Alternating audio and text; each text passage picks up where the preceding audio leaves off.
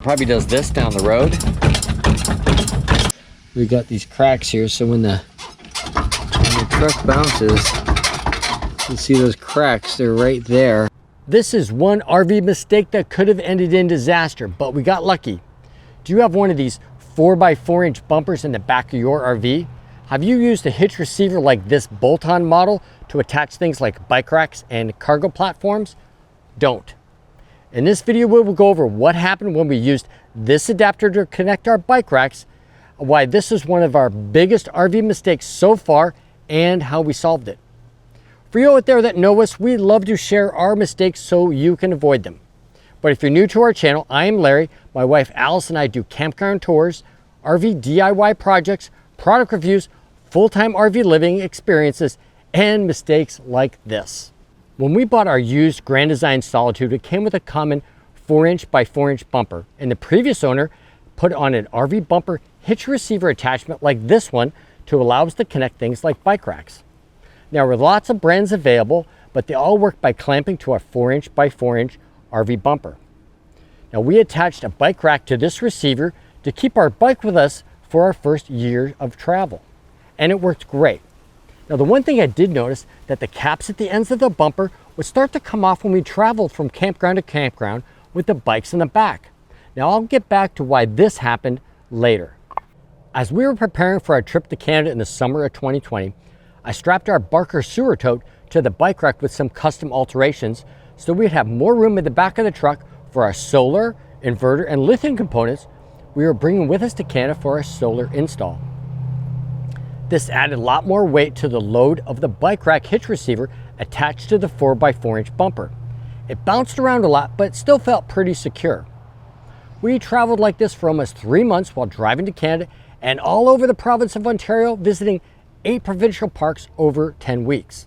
As we were packing up for our long trip back to Florida at the end of the summer, I noticed cracks in the welds between the bumper and the frame of the RV. The welds on both sides of the bumper where it attaches to the frame were cracking apart badly. The bumper was barely attached to the RV and was really close to snapping off completely. One more trip, I am sure it would have broken off with the bikes and Blue Boy attached, possibly becoming a hazard to other drivers on the road. Now I know why my bumper caps were coming off before. The bumper was twisting so much from the bouncing, it was changing the shape of the bumper, slowly pushing the caps off. If your bumper caps are loosening or coming off, this may be a sign that too much load is being applied to the bumper. The weight of the bikes and the extra 45 pounds of the Barker sewer tote were just too much for the bumper welds. I should have figured that the weight combined with the lever angle of the bike rack would put too much strain on the very thin steel bumper welded to these thin-walled frame extensions. For our trip back to Florida, I had to store our Barker sewer tote in the back of the truck and put the bikes in the back of the RV. When I got back to Florida, I had to find a better solution for attaching the bike rack to the back of the RV. Just getting the bumper welded back on was not a solution. It would just break off again from the constant bouncing. I looked at getting a hitch receiver that bolted to the frame, but could not find one that would work with my RV because it was extra wide, and the I-beams, which is the main support structure of the RV, were too far apart for any of the bolt-on solutions that I could find. Our I-beams are 75 inches apart, and most bolt-on solutions only went up to 72 inches. Also, if I could find a receiver that would bolt onto the I-beam frame, I would have to move my sewer hose tubes and possibly the spare tire. Then I came across a hitch that was designed to weld to our existing frame extensions and 4x4 bumper, and was wide enough for our extra wide body RV frame. It seemed like the perfect solution. I wouldn't have to move the sewer hose tubes or the spare tire and would be welded securely to the existing frame extensions. But it was expensive, over $300 just for the hitch receiver. And I would have to find somebody qualified to weld it to my RV. Now luckily we were camping at Paynes Prairie near Gainesville, Florida, and a huge trailer company was nearby called Texas Trailers. And I had already been talking to Texas Trailers about a broken leaf spring, and they manufactured their own line of custom trailers, so I knew they were experts at welding. I called Texas Trailers and described my problem. They explained that this was a very common problem with RV bumpers, and they had fixed many bumpers like ours. The standard bumper put on by RV manufacturers is just not designed to handle the weight of a bike rack connected to one of these hitch receiver attachments. I had ordered a new hitch receiver from E-Trailers and brought it with me into Texas Trailers to have it installed. When I got there, Chris, our service advisor, inspected the broken bumper and the new hitch I brought with me. He brought over his best welding fabricator to figure out what needed to be done. Not only did the new hitch need to be welded to the frame extensions and the bumper welded back onto the frame, they came up with a plan to weld extra steel to the sides of the frame extensions, reinforcing the attachments of the new hitch to the I-beams of the frame of the RV. It took several hours to attach the new receiver, fix the bumper, and add the reinforcement, but the end result was excellent. There was no way this new hitch receiver was going to break off again. You could see all the extra steel that was added between the new receiver and the I-beam frame. The cost to have the new hitch welded to the frame was about $220. They did such an excellent job and went way beyond what I asked them to do. I was glad to pay it. Total cost was about $550 for the hitch and the welding, but I feel it was worth it. I am so glad I had this job done by Texas Trailers in Gainesville. Total pros with excellent knowledge and customer service, which is why I came back to them a few months later to have our leaf springs replaced and get our RV axles and brakes serviced. We're still working on that video. We learned so much about RV suspension, axles, and brakes during that service. So if you are using one of these clamp-on hitch receivers on your RV bumper, make sure you are using it with very light loads and check your bumper welds often. If you want to carry heavy loads or just want to make sure you don't have any issues, get a real hitch receiver bolted or welded to the frame of your RV. Grand Design does not include a bumper on their Solitudes anymore. They come standard with a hitch receiver properly mounted to the frame of the RV instead. Now, I spoke to Grand Design and they stated that the bumpers were designed for a maximum load of 150 pounds. They do not recommend using the bumper to mount bike racks because they hang too far off the edge of the bumper. Now, I would really miss having a 4x4-inch bumper to store my sewer hose and my sewer hose accessories. And it makes a nice step when getting up the RV ladder. Now, since we're here talking about RV bumpers, I'll show you a couple of my favorite accessories for these 4x4 bumpers. This is just a magnet end cap that comes from Camco. It just magnets in place like this.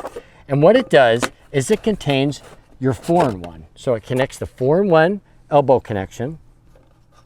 The elbow connection itself is inside. Now I have one of these standard Camco bayonet caps. I ran a little rope through it to make it easier to pull it in and out of the tube. That connects on there like that. And this connects on here like that. You go use it. After you're finished, you clean it off. You disconnect that.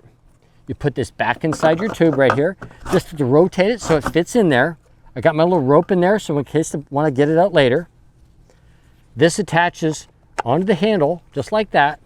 And then this screws right back into the end of the cap, and it's securely on there.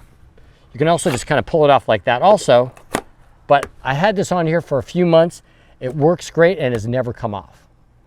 Now, the other end of my 4x4 bumper, I have a different type of magnetic connector. And what this one does is this connects to your sewer hose. Now, the one problem with keeping your sewer hose in one of these 4x4 bumpers is that they stick and sometimes can be really hard to pull out. By connecting it to this magnetic end, it automatically connects to your bayonet connector and merely makes it easy to push in and pull out. So you can get rid of these stupid plastic things that they come with these RV bumpers and replace them with these magnetic connectors from Camco instead. I wouldn't have one of these 4x4 bumpers without these two magnetic end connectors. One of the things I really missed about having a shop at home was not having a good vise. Now, when I took off this hitch receiver and put on the new welded on receiver, I had these extra bolts that came with it. Now, these extra U-bolts. And I'm like, what can I do with these U-bolts? Well, I found this vise at Harbor Freight Tools, and it just so happens that these bolts lined up with the holes in the Harbor Freight Tools really, really well. I just had to drill them out a little bit to fit this large size bolt. So I just bolted it to the RV bumper, and it works great. Now, whenever I have a project where I need to either have something bolted down, tied down, or I need to do some hammering, it is awesome to have this vise with me wherever I go. Now, if you think I should do a video about how I put this vise on here, please leave a comment down below. Now, I also came up with a way to protect my vise, because obviously you can't leave a vise out in the rain. They're gonna rust like crazy. They're just made of steel. So I came up with this. This is just a water jug from a container I got while we were in Canada, and I cut it to the shape that can fit over the vise, just like this. And I cut it to the shape kind of fits over the bumper and fits over the vise. And then I just use this double band to push it down over top of it. And it just stays on there like that, and it doesn't go anywhere. It stays on there really awesome. Now, I just make sure I give it a good coating with some WD-40 or something once in a while to make sure that it doesn't get any surface rust.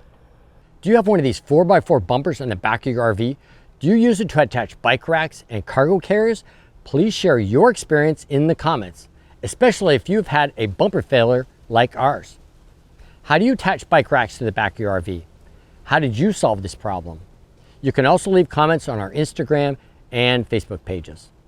If you like this kind of content we do, RV product reviews, campground tours, DIY projects, full-time RV living, please consider subscribing to our channel by clicking this link below. Now, we'll also leave a link over here for more videos on how to solve common RV problems. And remember, downsizing does make sense.